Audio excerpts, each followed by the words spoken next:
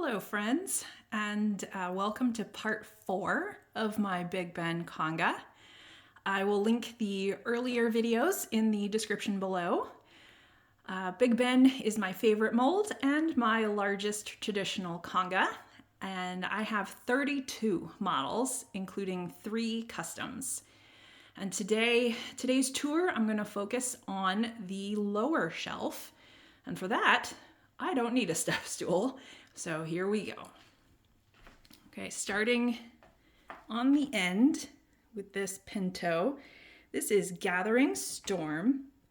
He was a collector's choice model in 2011, released during the first half of the year.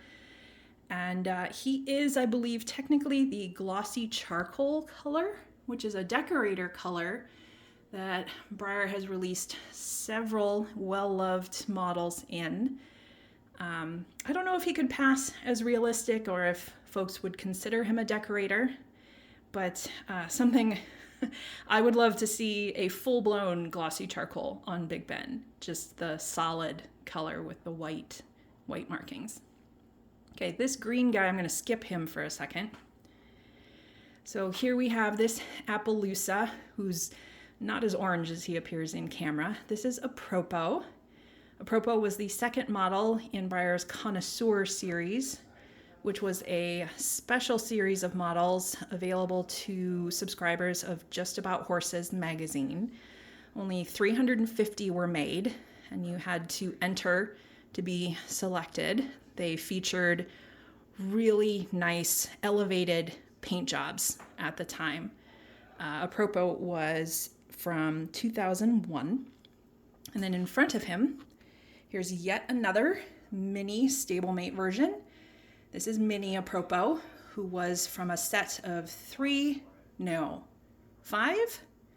models that were all mini versions of other Connoisseur models.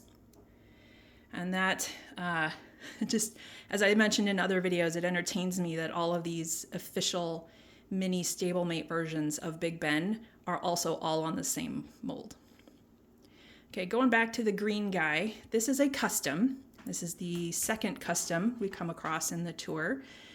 And he is a Michigan State University themed custom, deliberately done in the same, to call back to Aropo, with that blanket Appaloosa pattern and those markings on his legs.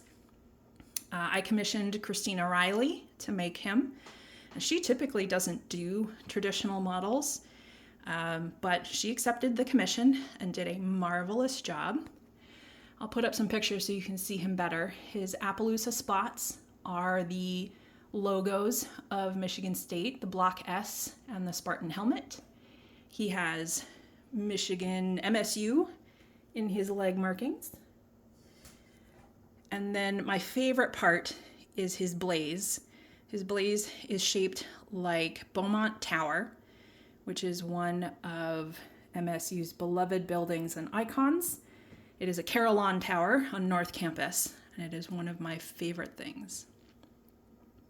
Okay, so you've already seen him. He's very similar. This next guy, this is another Aropo, but done in a different color. This is a Dun, D-U-N, Dun Aropo. He was a live show prize model from BreyerFest in 2001. So same year as the Connoisseur model, but only 24 of the Dun version were made as prizes. So pretty. And you can't see it really, but he has a slightly metallic sheen to him. So nice. Next to him, the blue guy, this is Serengeti, another BreyerFest model. This was a raffle model from 1998. This is the Copenhagen pattern. This dapple blue color calls back to a lot of early decorator models that Breyer made in the 50s and 60s, I believe. And one of my favorite things about him is his delicate pink hooves and his delicate pink nose. And look at his eyes. Gosh, he's so pretty.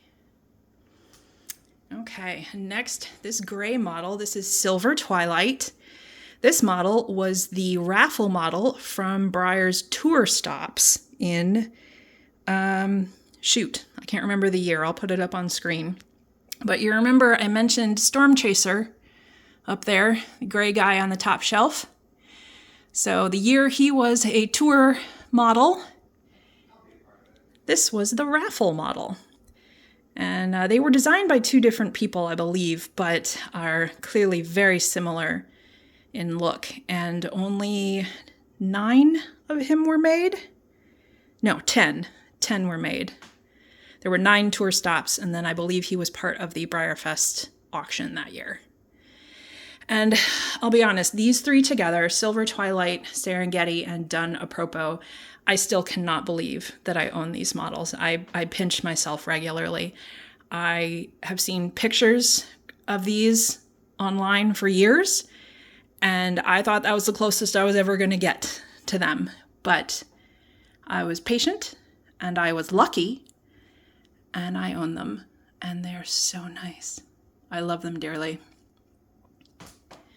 Okay, next is a more recent model. This is Stanhope.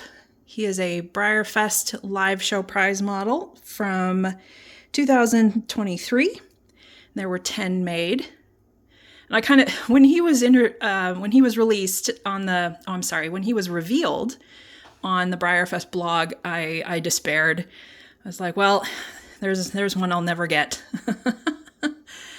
But I, again, was patient and lucky, and I got him in a trade from a lovely hobbyist friend.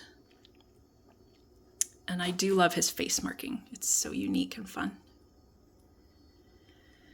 Okay, next, this guy doesn't really have a name. He's a test run, a rose gray Sabino. He was a Collector Club lottery in 2023, and I was not picked, but someone who entered for me was, and passed him on to me.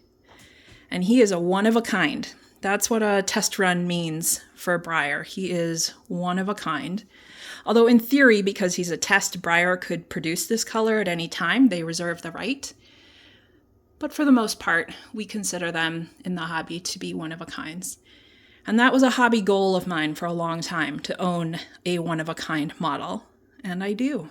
And he is super pretty.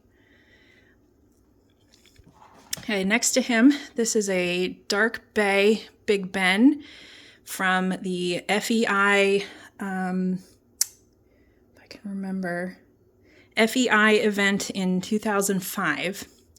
And for that particular event, Breyer sponsored the media tent for the journalists.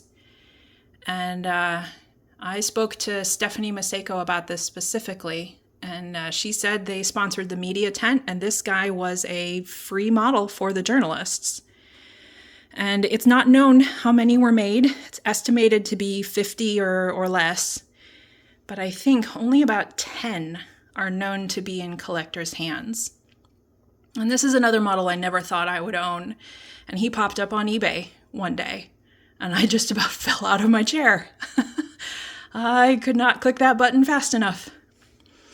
He's a gorgeous color. And then next to him, this is Wish on a Star. This is a Breyerfest special run from 2010.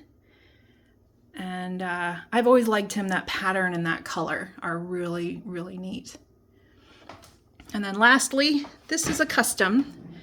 The third of 3 customs in my collection. Is a bit dark on this corner, so you can't see him very well. But he was done by a really good friend of mine, specifically to emulate the bronze Big Ben that appears in the Collector Club tent at Breyerfest. So that's why he's got that great big base. And he is painted in a paint that will patina over time, I believe.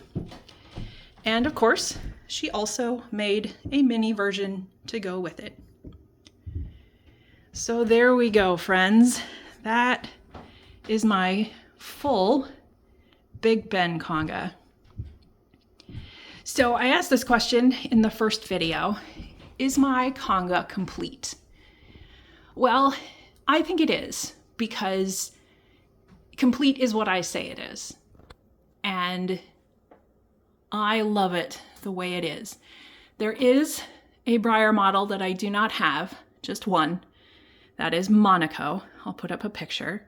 Monaco was a live show prize model from a number of years ago, and there were only like 9 made, super rare. And I've actually never seen one in person. And so in a sense, Monaco is similar to these models here in being something that I will probably never own, but who knows? Maybe someday I will. But because he's so rare, so difficult to find, so unlikely, that my Conga is complete without him. I don't need him. Would I love to have him? Absolutely. Do I need him for this to be complete? Absolutely not. I love my Conga the way it is. And if I never get another Big Ben model, if Breyer doesn't make any more, because they certainly have a lot of molds to choose from, I'd be happy with it this way too. And I firmly believe that anyone can define their own Conga the way they wish. If they don't like decorators, then their Conga is complete without decorators. If they only collect models above a certain number made, then that's great too. These are all valid. You get to decide your collection, your rules. So by a certain metric, no, it's not complete. There is a Big Ben out there I don't have. But by my metric, it is complete, and I love it. Thanks, friends.